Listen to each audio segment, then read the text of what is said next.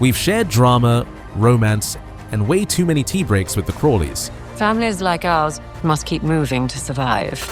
And while we're waiting for the grand finale movie, let's spill some secrets even die-hard fans might have missed. Is Downton Abbey based on a true story? Why did the costumes smell worse than a scandal in the servants' hall? And what's the real reason Dan Stevens said goodbye? I can't stay. Not now. Let's find out.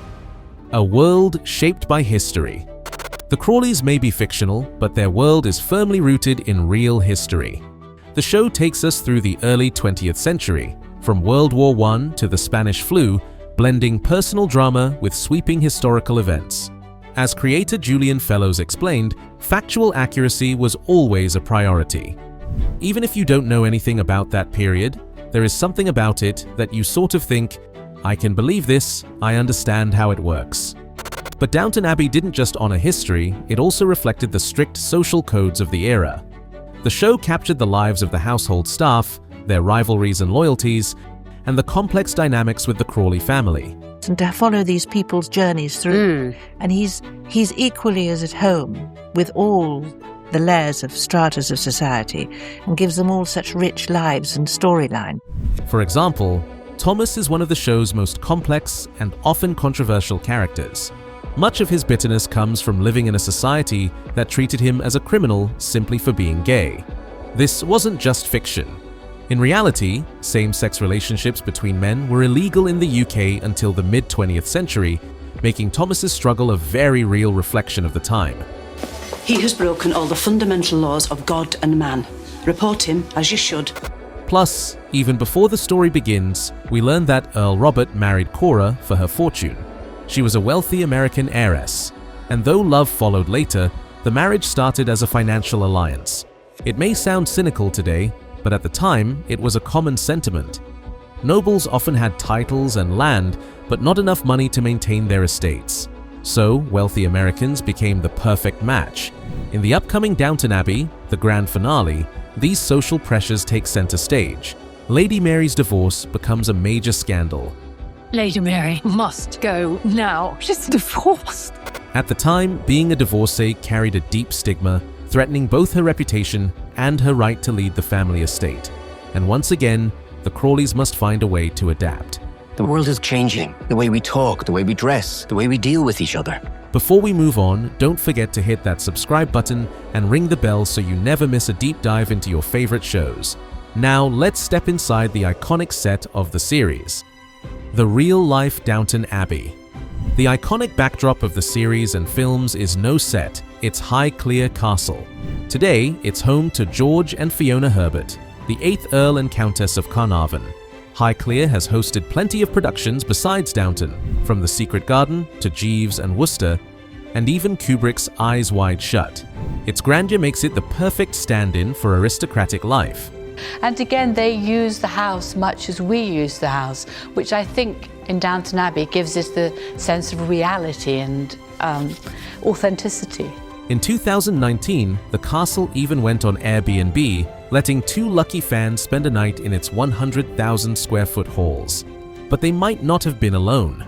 According to the show's historical consultant, the castle has its own ghostly legend. I remember my cousin being ashen white when I told her what the opening sequence of the show would be. Daisy gets up, gets the whole house going, and they clean before the Earl of Grantham comes downstairs. Mrs. Hughes is going around, and the camera focuses in on the chain around her waist carrying all the keys. The Dowager Countess of Carnarvon turned pale at that description because the castle is said to be haunted by a former housekeeper. Her presence is revealed by the sound of keys jingling at the end of her chain. During filming, the cast and crew practically moved in, working 13-hour days. The Carnarvons themselves oversaw the comings and goings, unlocking doors at dawn and shutting the castle down at night. There have been some accidents, and actually on the very first day of the TV series, they dropped a lighting boom on an objet vertu, and which we'd left in place. And some of Downton's most beloved characters were inspired by real Carnarvons. Lady Grantham, for example, was modeled after Lady Almina, the daughter of a wealthy banker whose fortune secured her place in the aristocracy. And while most of the upstairs scenes were filmed inside Highclere Castle, the servants' quarters and kitchen were a different story. Those were recreated on a soundstage since the castle's original spaces were too run down and far too cramped to fit cameras, crew, and all that production equipment. The big twist. Downton's first major OMG moments came in season 3. First, there was the sudden death of Sybil after childbirth. But despite the tragedy, the actors loved this dramatic arc. As soon as I read it, I thought this writing is just a gift. And it doesn't come along in an actor's career very often.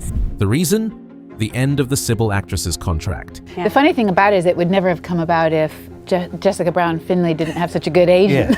Yeah. It was really her decision to leave the show. Then came another heartbreaking loss. Matthew Crawley, the show's dashing male lead, was suddenly killed off. There were a lot of very upset people demanding apologies. As for why Dan Stevens walked away, he explained, "Doing a long-running TV thing was amazing on all sorts of levels, but at the moment, it's about seeing how I can keep myself challenged and entertained."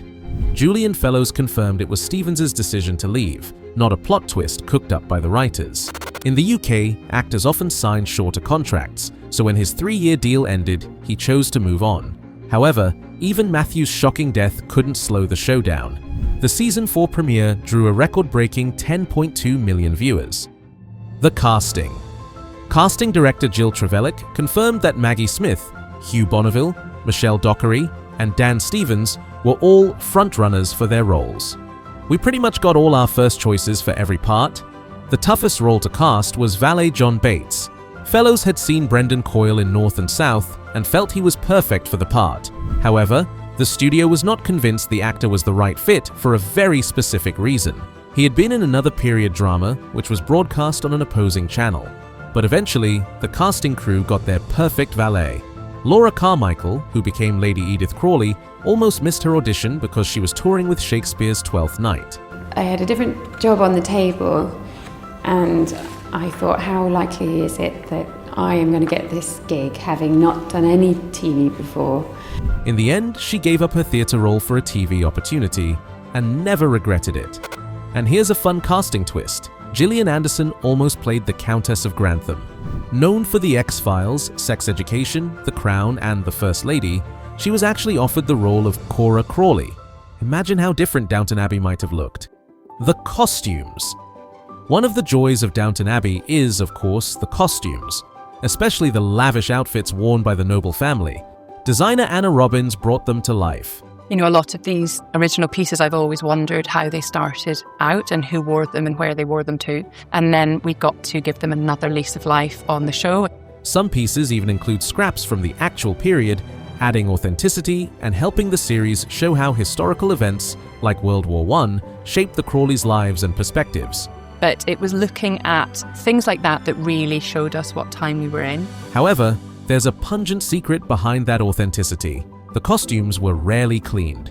Sophie McShera, who plays Daisy, explained there was a no-wash policy to preserve the historic look. Instead, fabric inserts absorbed sweat to keep garments looking perfect. While this made working conditions aromatic, it maintained their authentic period look and reflected the hygiene standards of the early 20th century. We do stink, as they don't wash our costumes. They have these weird patches which are sewn into the armpits and which they wash separately. Being a period drama, the female stars also had to wear corsets, which caused real problems.